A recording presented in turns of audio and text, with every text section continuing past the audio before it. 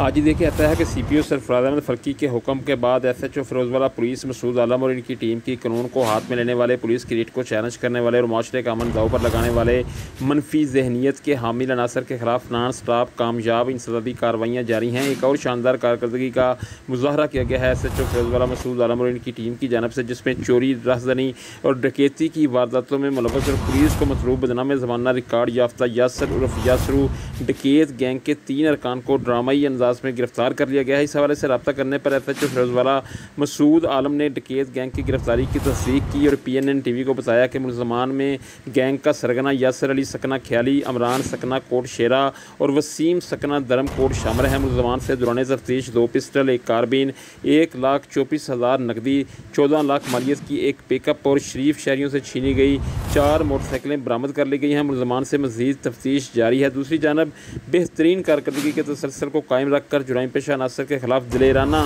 कार्रवाइयों पर अवामी समाजी हलकों ने फिरोजवाला पुलिस को भरपूर खराज तहसीन पेश करते हुए सीपीओ सरफराज अहमद फरकी का शुक्रिया अदा किया है।